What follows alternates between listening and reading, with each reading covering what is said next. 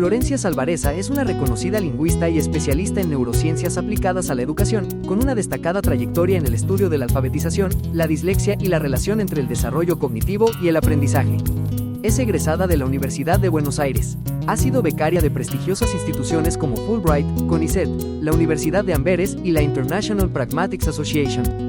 Además, trabajó como Visiting Scientist en el MIT, donde tuvo como mentor a Noam Chomsky y colaboró en el Veterans Administration Medical Center de Boston junto a Harold Wood-Glass. Ha dirigido proyectos clave, como el Observatorio de Neurociencias y Educación conjunto con la Fundación INECO, además de coordinar la serie Aprender con el cerebro en mente. Actualmente, es directora del Instituto de Neurociencias y Educación de la Fundación INECO, miembro del Askins Global Literacy Hub y consultora para el BID, Banco Mundial y la OEI. Umbrales Academy, institución líder en formación continua y neuroeducación, se enorgullece de invitar a Florencia Salvareza como ponente en su programa académico, reforzando su compromiso con la excelencia en la formación docente.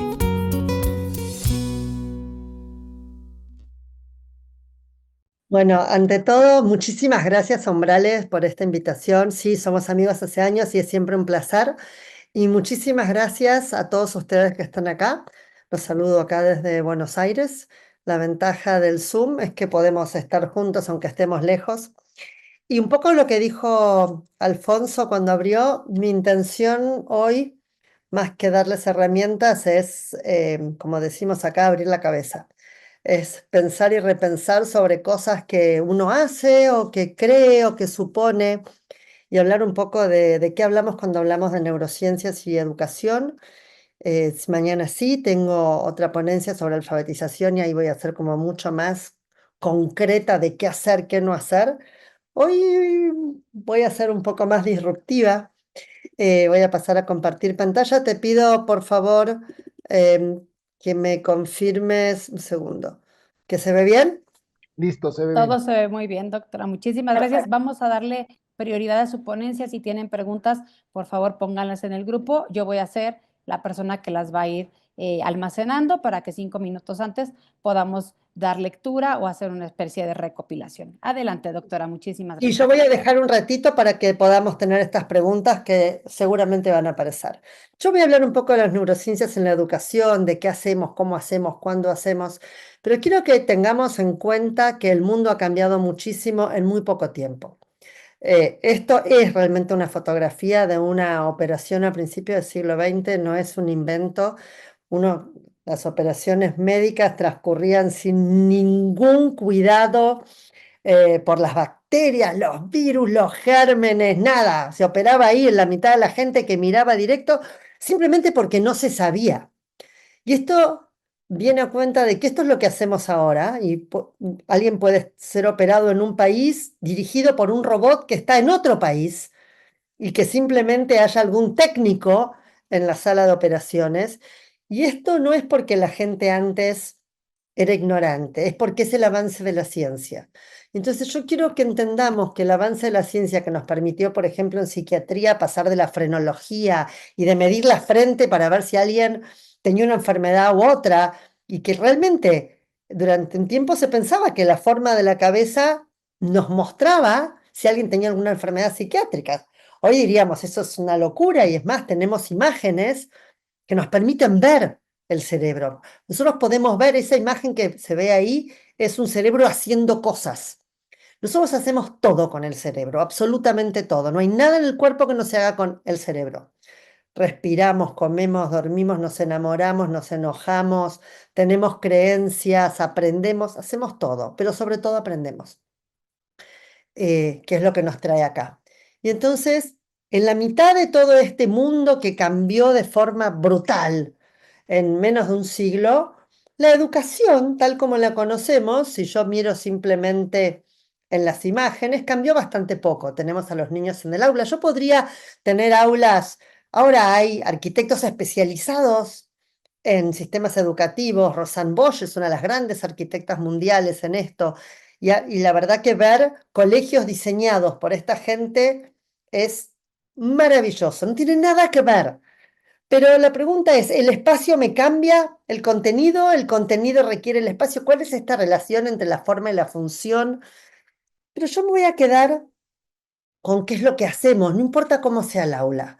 Porque algunas veces yo necesito, volviendo al aula, tener a todos mis alumnos mirándome porque les voy a contar algo, y otras veces necesito que estén sentados en grupo porque van a conversar y trabajar en equipo.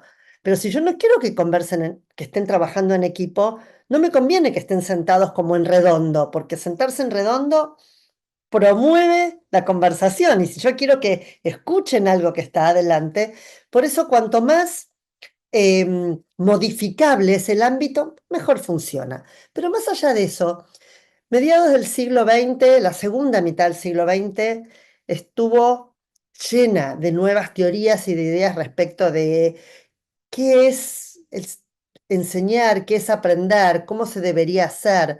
Y vimos florecer teorías muy importantes respecto de los sistemas educativos y sobre todo esta idea de cómo se enseña y cómo se aprende. Se dividió el término y empezamos a pensar en enseñanza y aprendizaje, pero sobre todo hubo una década, que es la finalización del siglo XX, que se llama la década del cerebro, y básicamente es la década del cerebro porque es la década en la que más aprendimos gracias a todos los avances científicos respecto de la relación entre el cerebro y otros procesos, por ejemplo, el aprendizaje. Aprendimos un montón.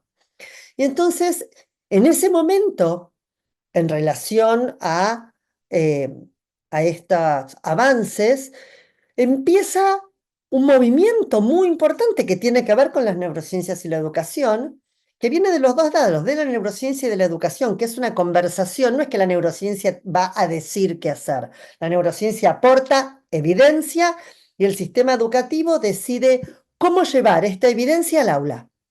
Es una conversación muy compleja, pero que se llenó de ideas, se llenó de frases célebres y se llenó de conceptos, algunos de los cuales son muy útiles y otros no.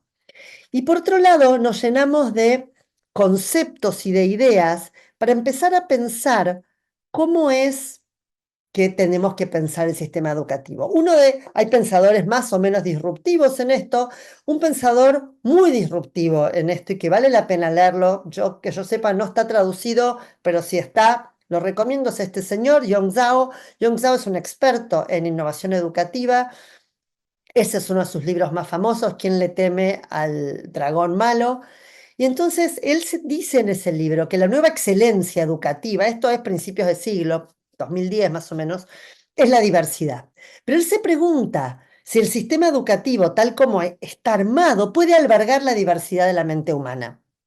Y entonces es un pensamiento muy profundo que nos lleva a discutir un montón de cosas, pero lo primero que tenemos que pensar es de qué hablamos cuando hablamos de diversidad. Y ese es un concepto que va a atravesar todo lo que yo voy a conversar hoy, porque tiene que ver fuertemente con el concepto de la neurociencia, porque se une con un concepto que vamos a ver, que es el de la neurodiversidad. Y básicamente, si estuviéramos todos presentes, y yo creo que hay como unas 400 personas acá online, si estuviéramos las 400 personas juntos y yo los pudiera ver a cada uno de ustedes y les dijera, por favor, escriban en un papelito qué es la diversidad sin usar palabras, sin ser tautológico, es decir, sin usar un sinónimo, sin usar la palabra distinto o heterogéneo o diferente o no iguales. Sería muy difícil para todo el mundo, pero sobre todo tendríamos seguramente 400 descripciones o definiciones distintas del concepto de diversidad. Y una de las formas en que, en general en los ámbitos de congresos de educación o de capacitaciones, se describe la diversidad es este cómic donde ese señor, que es el maestro y que es el señor Darwin, le dice a todos sus alumnos que para una selección justa todo el mundo va a rendir el mismo examen, que por favor trepen el árbol. Y entonces esto se muestra básicamente como una falla del sistema educativo. Nuestro sistema educativo le pide a todos los distintos hacer lo mismo. Cuando sabemos que el mono va a trepar volando sin ningún problema, el pajarito va a volar literalmente, pero el pececito o la foca no van a poder ir a ningún lado, y el pingüino tampoco.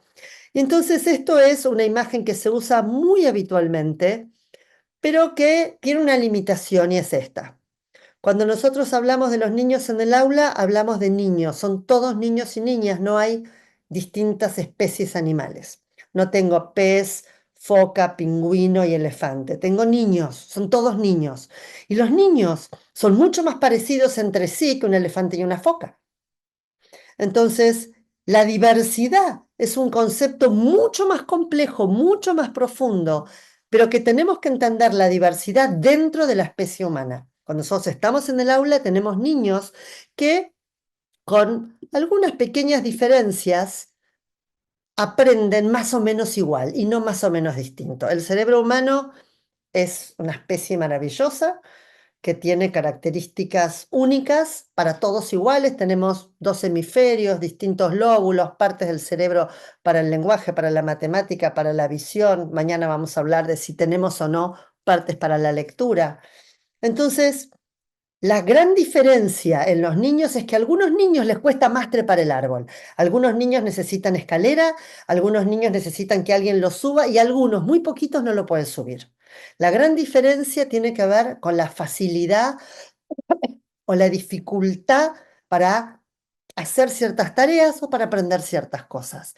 Pero nadie aprende, por ejemplo, nadie habla sin usar las áreas del lenguaje. Y cuando hacemos cálculo, todos reclutamos o usamos las áreas de la matemática. Entonces, yo voy a volver un poco sobre esto, porque vamos a hablar de modelos educativos basados en la evidencia, pero la primera pregunta, la pregunta del millón, así como hablamos de diversidad, es ¿de qué hablamos cuando hablamos de evidencia? Porque, de vuelta, es un término enorme. Entonces uno dice, bueno, ¿qué es evidencia? Bueno, yo voy a empezar por lo que no es evidencia.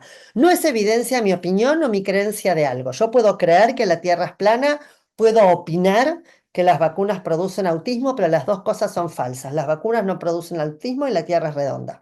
Y de eso hay evidencia. Tampoco es evidencia lo que yo leo en un periódico o en una revista de divulgación y les voy a mostrar un ejemplo ahora en 2 minutos. Y finalmente, que todos hagan algo no quiere decir que haya evidencia de que eso funcione. Los padres tenemos siempre una frase famosa que es, si todos se tiran al río, vos no te vas a tirar al río. Le decimos muchas veces a nuestros hijos. Entonces, nada de esto es evidencia. Cuando hablamos de evidencia, hablamos de dos grandes mundos. Uno son los estudios de investigación y los estudios de investigación dan datos. Entonces, son datos, números y estudios de investigación. Y cuando yo en educación pienso en datos, por ejemplo, son los resultados de las evaluaciones internacionales. Esto es PISA 2022, pero podría tomar las regionales, que son las evaluaciones de UNESCO. La última fue ERCE en el 2019, prepandemia. Esta es pospandemia. Pero me da un número, me dice acá cómo están los jóvenes de 15 años en distintos dominios, lectura, matemática y algunas otras. Acá estamos en matemática, ciencia y lectura, que son los 3 dominios que mide, comparados con otros jóvenes de 15 años del mundo. Entonces me permite entender, por ejemplo, que si yo comparo los que están más altos en el mapa, esto es PISA 2013. 2013 el país más alto era todavía Finlandia. 2013, sí. Y entonces, y Brasil era un país promedio de Latinoamérica. En Latinoamérica y el Caribe estamos todos bastante bajos, es decir, apenas rozamos los 400 puntos, que son los países que están en rojo. Pero a mí lo que me interesa es que pensemos, porque uno dice, bueno, esto es estadística, es para todo el mundo. Sí, pero ¿qué pasa si yo tomo un niño de un país de los resultados más altos y un niño de un país de los resultados promedio bajo, es decir, 400 sobre 600, y los comparo? Y lo que sabemos por un estudio muy importante que se hizo es que acá se estaba comparando. Brasil es en rojo con Finlandia, que es en celeste, y un alumno de tercer grado promedio en matemáticas en Brasil estaría en el percentilo 5 e iría a educación especial en Finlandia. Es tremendo esto. En un mundo globalizado, lo que para muchos países de la región es un promedio de alumno, un alumno que funciona en la media, que le va muy bien, en Finlandia requeriría educación especial y sería un alumno al que le va muy mal. Es decir, nuestros niveles, nuestros parámetros, lo que nos medimos contra, es muy bajo. Entonces, eso es un dato. Eso es un dato que nos obliga a mejorar, nos obliga a pensar distinto. Y por otro lado, esto es también PISA, Y nosotros siempre decimos, bueno, la región Latinoamérica del Caribe es una región pobre comparada con otros países, como verán acá está México, Colombia, Brasil, Chile. Pero acá tenemos China y acá tenemos Polonia, Estonia, por ejemplo, acá.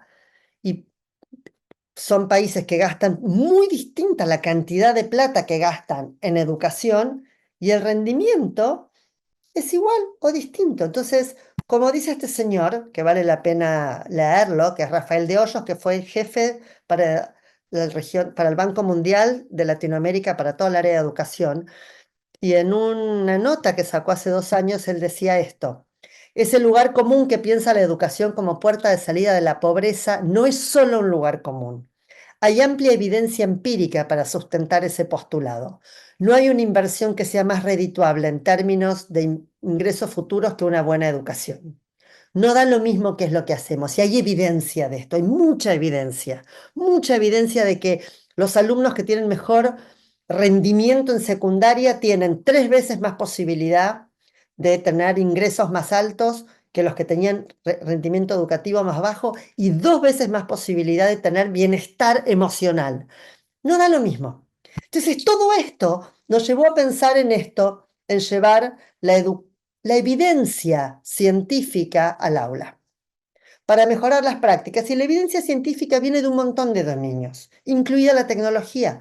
Viene de la psicología, la educación, la genética. Cuando hablamos de neurociencia hablamos de todas estas cosas. Y ahora además tenemos tecnología. Entonces, cuando comienza esta discusión, que a comienzos de este siglo, la tecnología no tenía la relevancia que tiene ahora. Ahora tenemos además la tecnología. Entonces, cuando hablamos de llevar la evidencia científica al aula, es un desafío, porque no es lo mismo el laboratorio que el aula. Cuando yo hago un estudio en un laboratorio, vuelvo para atrás, cuando yo trabajo en un laboratorio, trato de ver las cosas en detalles muy cuidados, es decir, cuido lo que llamamos todas las variables para que nadie contagie, nada contamine el resultado, que no haya ruido, que ninguna cosa distraiga. Pero cuando nosotros vemos lo que, lo que hay en un aula, es totalmente distinto. Entonces, yo tengo que pensar la diferencia entre un laboratorio y un aula. Piensen que en un aula tengo un montón de chicos diversos, distintos, haciendo cosas, con ruido, gente que pasa, abre la puerta. Tenemos los estímulos de la clase, más los ruidos de la calle. Yo no controlo nada de esto. Igual se puede hacer un montón de trabajo científico en las aulas, de hecho se está haciendo hoy por hoy muchísimo en el mundo, pero sobre todo tenemos que cuidar las conclusiones que sacamos. Entonces les voy a contar una historia.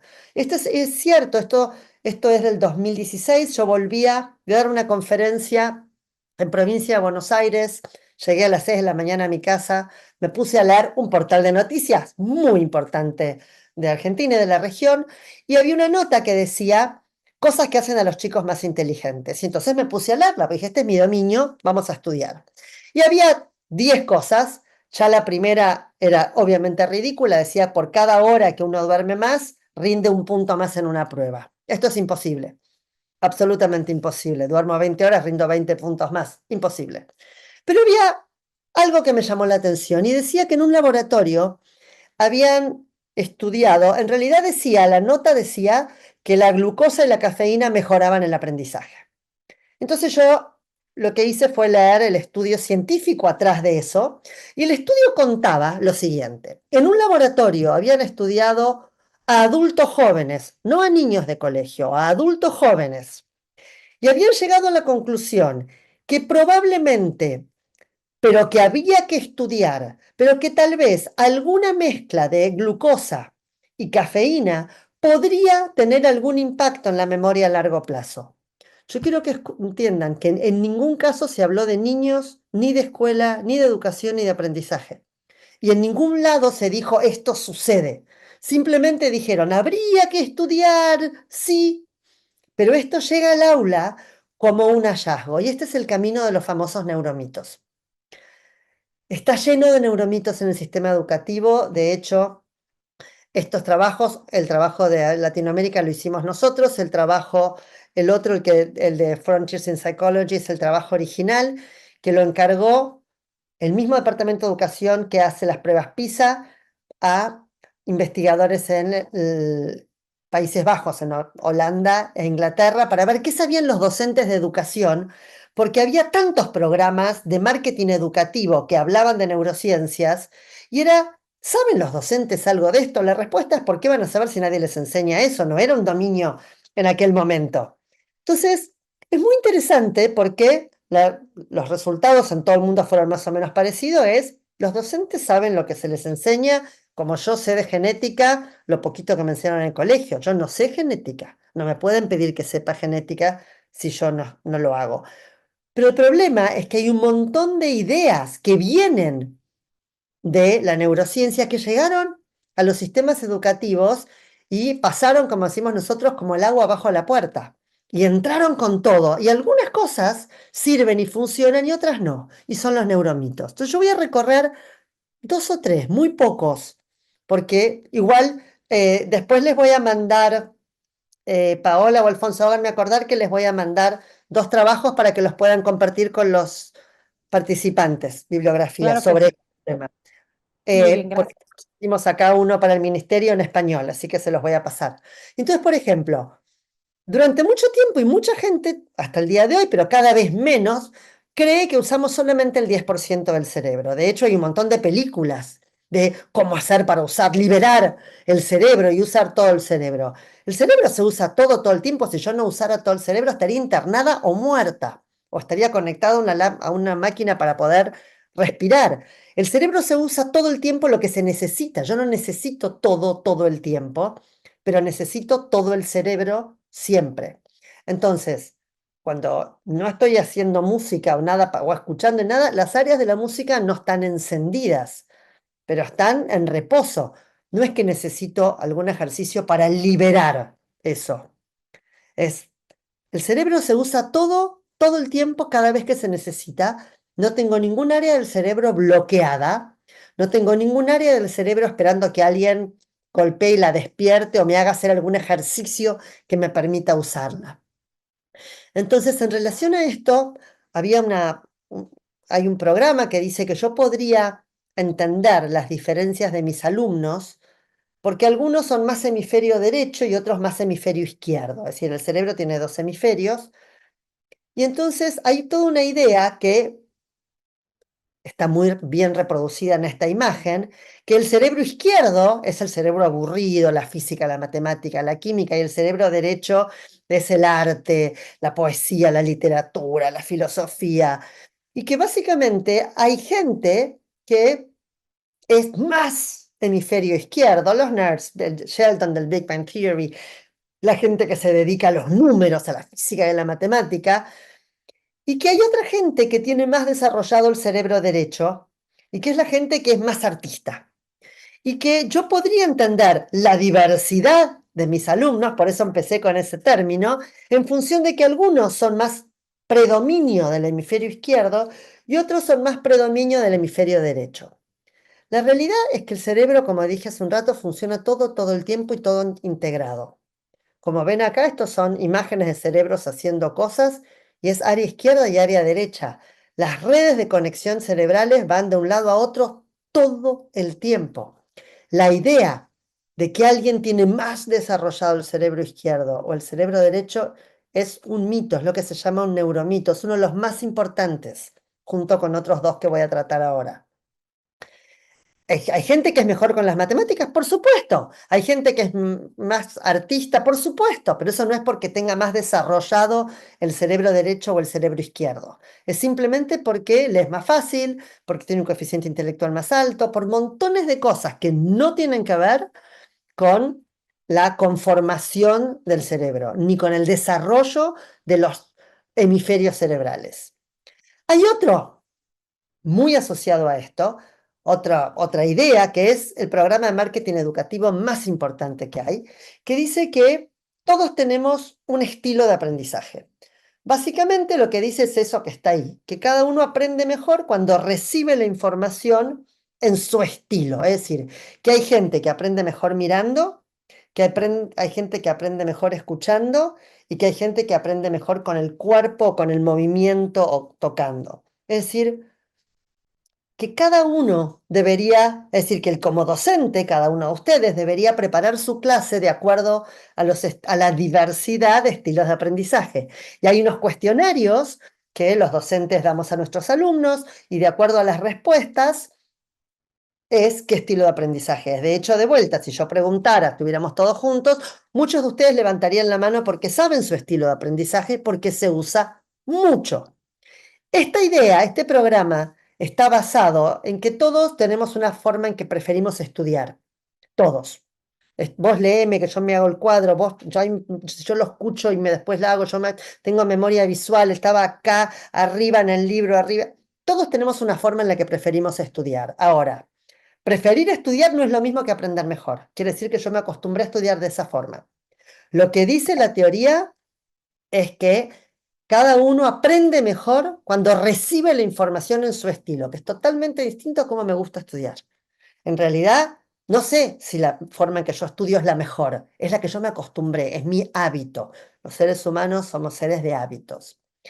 La cuestión es que esta teoría está basada en esta idea, pero cuando un montón, vamos, esta teoría fue tan desarrollada que muchos científicos del área de las neurociencias y la educación fueron a testear la teoría. ¿Qué hicieron? Fueron a colegios, administraron los cuestionarios de estilos de aprendizaje, dividieron a los alumnos de acuerdo a la teoría y enseñaron en dos estilos distintos. Entonces, a los visuales les enseñaron en visual y auditivo, a los auditivos en auditivo y kinestésico, visual y así, a todos en dos estilos, para ver, es decir, para testear la teoría, para buscar evidencia de que los estilos de aprendizaje existen. El resultado es que no solo falta evidencia, sino que hay evidencia en contra. Muchos aprendían mejor de la otra forma. Lamentablemente, yo sé porque si los estuviera mirando les vería la cara a muchos de ustedes con cara de, oh no, yo que estoy haciendo esto hace tanto tiempo.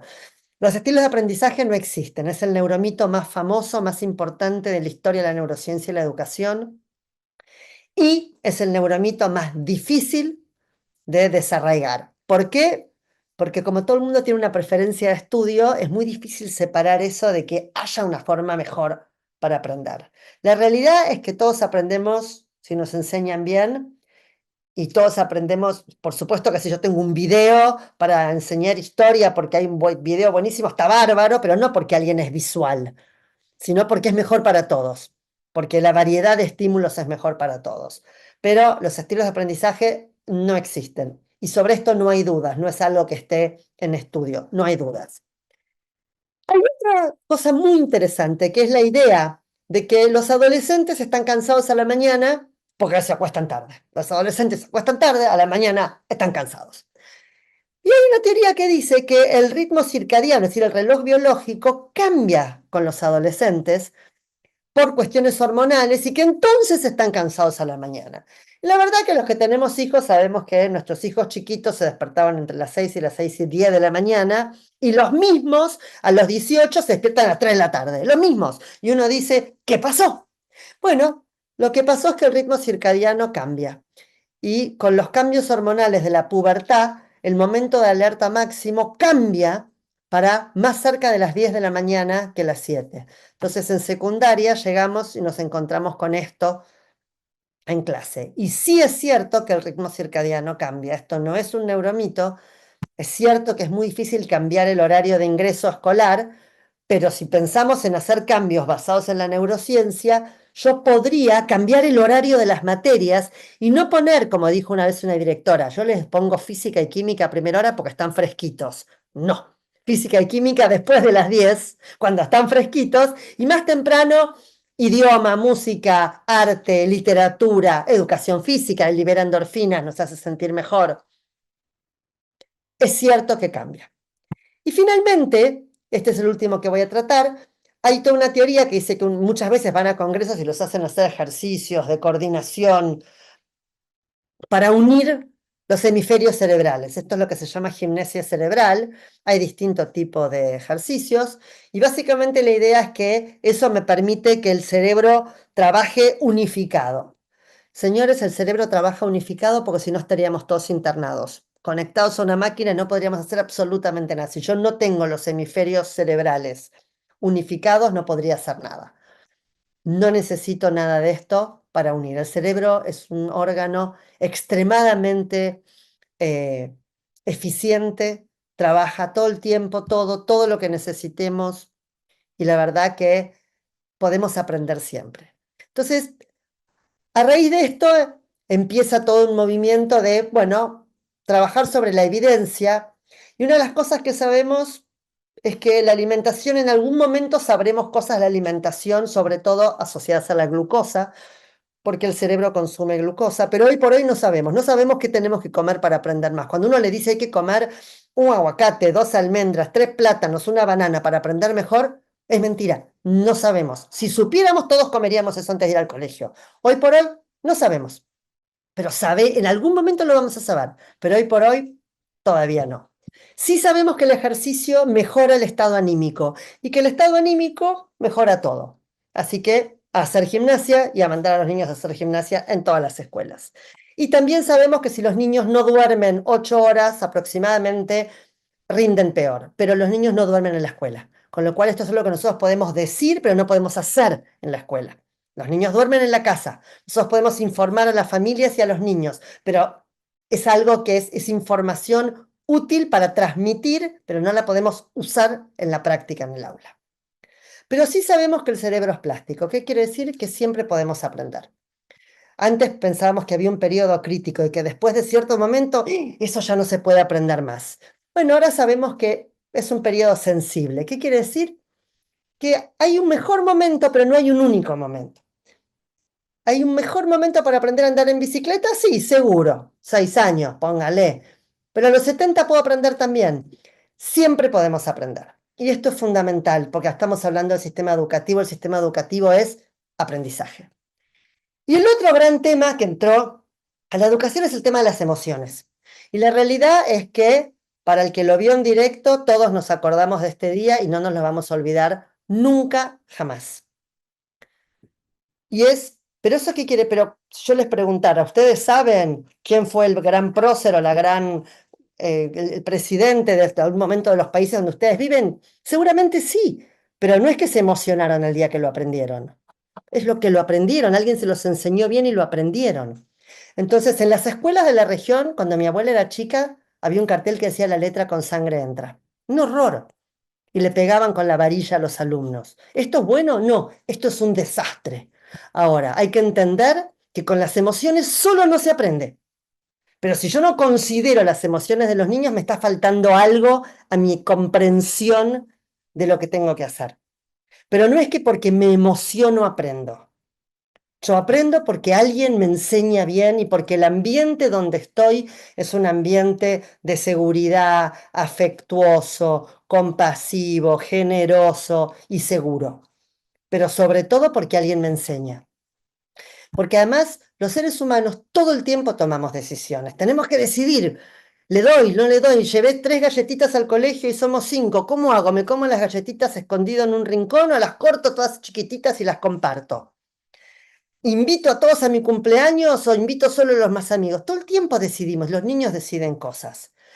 Y sabemos que las decisiones dependen, y esto sí sabemos un montón del desarrollo de la psicología de la neurociencia, dependen mucho del contexto. El ambiente determina mucho lo que hacemos y el ambiente de los niños es la escuela.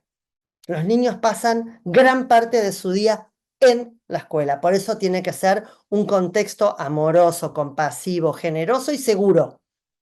Porque en última instancia el desafío es educar a todos respetando las individualidades, pero logrando objetivos comunes, porque la escuela tiene un objetivo para cada uno y para la sociedad. Es la forma que tiene un país de mejorarse a sí mismo, mejorando a cada uno, dándole todo a cada uno de sus individuos. Y hay que garantizar esto. Entonces, nosotros podemos tener cualquier variedad o diversidad en el aula, cualquiera. Pero tengo que pensar qué hago. Cuando yo entro a un aula y veo, si pudiera ver al diverso, ¿qué hago?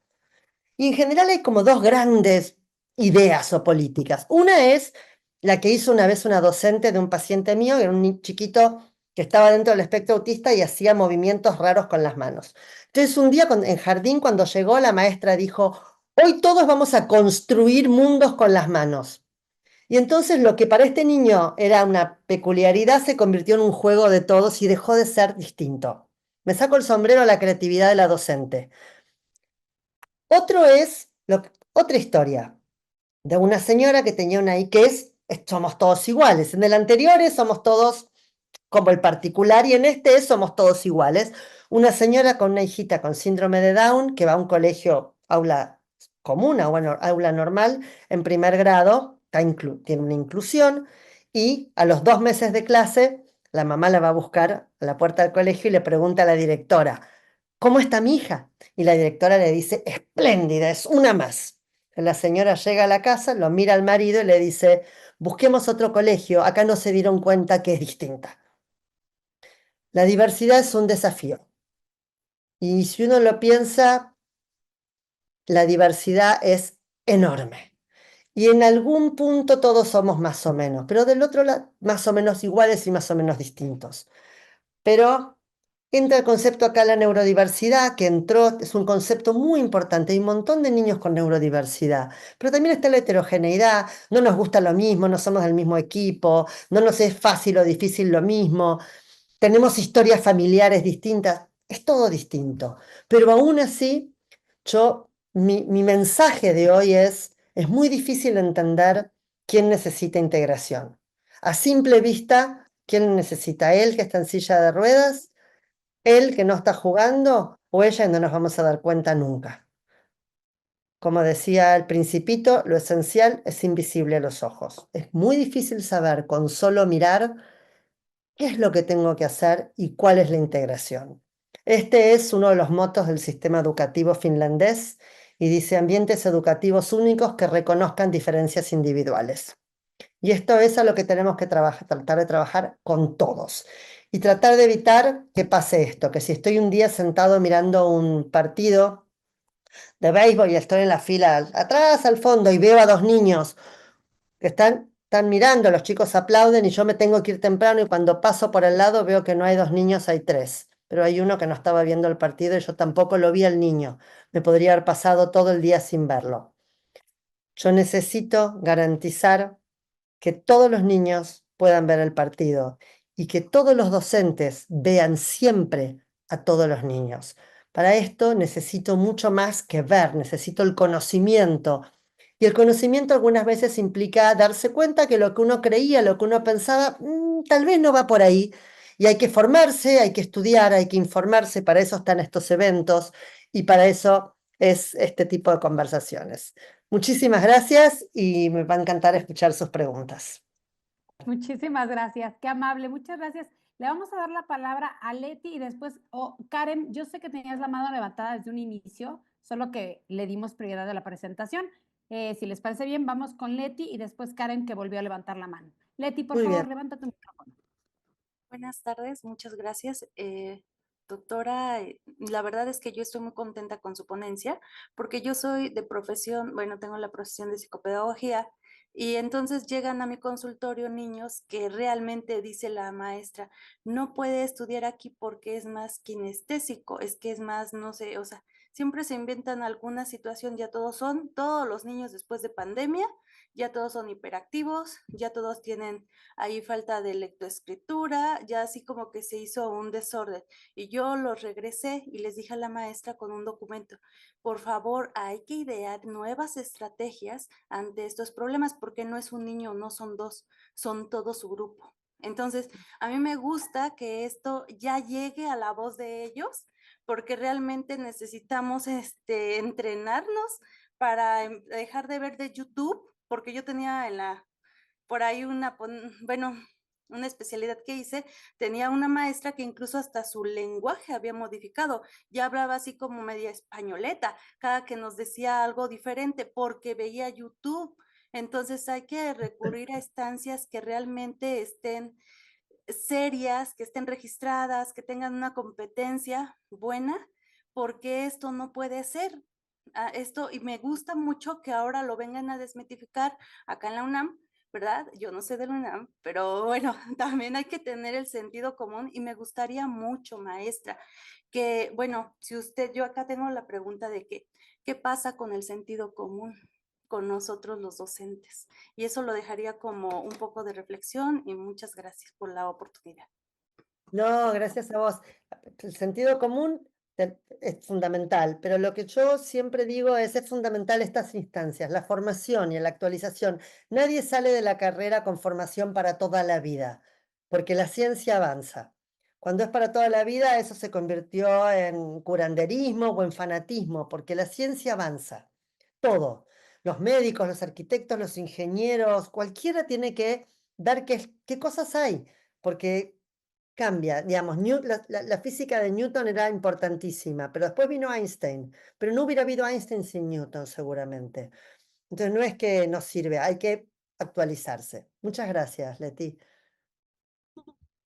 Qué amable, Leti, te agradecemos mucho. Vamos por favor con Karen Martínez y después con Isela Rodríguez. Muchas gracias. Ya, Te escuchamos, eh, Karen. yo lo que quisiera saber, ¿qué sucede cuando en el cerebro escuchas música?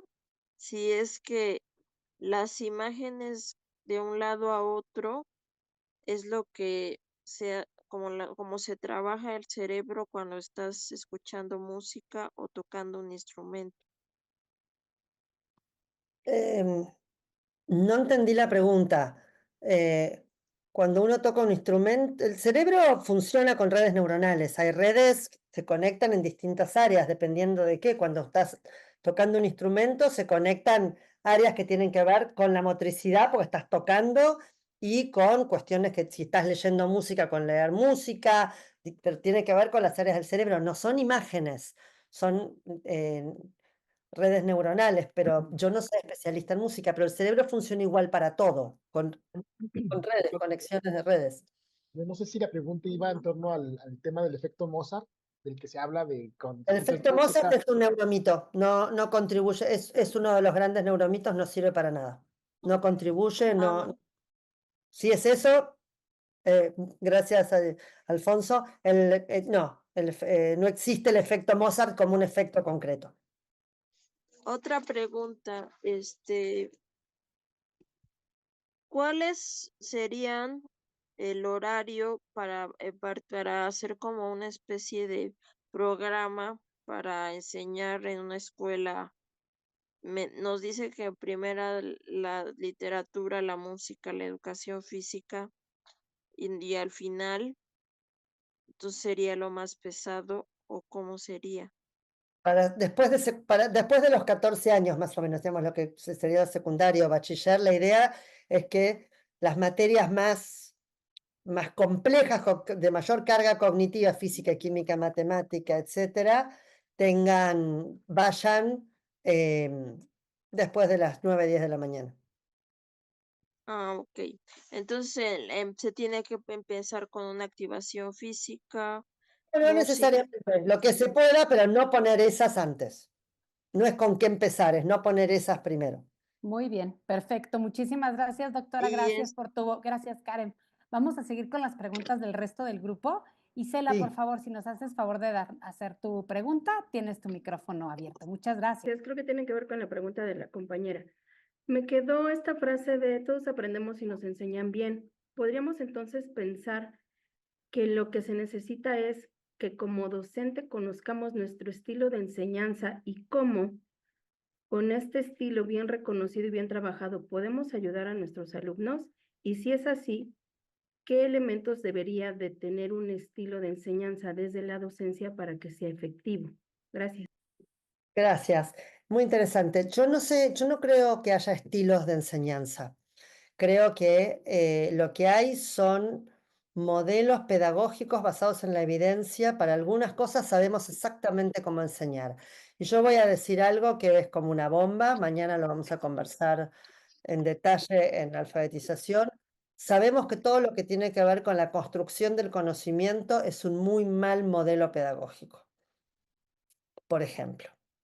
Porque a menos que los niños ya sepan de eso, pero cuando nosotros estamos enseñando a niños en educación primaria, los primeros grados, por ejemplo, a leer, matemática, todo esto necesitamos enseñanza explícita, estructurada, con mucha práctica y con corrección. Eso es lo que se llaman modelos explícitos y estructurados, y la evidencia apunta hacia ese lado. Cuando los niños ya saben algo, yo puedo después en niveles más altos trabajar en construcción del conocimiento en dominios en los que se sabe, pero de nuevo, como se dice, si yo no sé de eso, no. Y lo único que consigo cuando hago eso es abrir mucho la brecha entre los resultados de mis alumnos. Gracias. De nada. Qué amable, doctora. Y justamente estoy haciendo como un recorrido de todas las preguntas Sí. que son bastantes y también muchísimas felicitaciones. Me preguntan sobre todo dos cosas. Una, si tiene, por favor, algunos libros, alguna bibliografía que pudiera recomendar para justamente tirar esta parte de los neuromitos. Y segundo, si hay algún contacto o alguna página de Instagram que puedan seguir para poder continuar aprendiendo de todo lo que usted nos puede enseñar. Bien, primero, acabo de contestar por el chat a alguien que decía si descartar los estilos no implica que no existen. Sí, implica, no existen los estilos de aprendizaje. No pierdan el tiempo, no. El problema con los neuromitos es que uno por ahí piensa que con eso mejora los resultados educativos o mejora su estilo de enseñanza o mejora lo que fuera y no cambia nada. No cambia Entonces, cuando uno tiene una solución a un problema, no busca otra solución. Entonces, eso es, la verdad que es suma cero, no existen los estilos de aprendizaje. Respecto de, yo soy Flor Salvareza en todas las redes sociales, voy a poner en el chat mi mail si alguien necesita. Un placer acompañarnos, nos vemos mañana.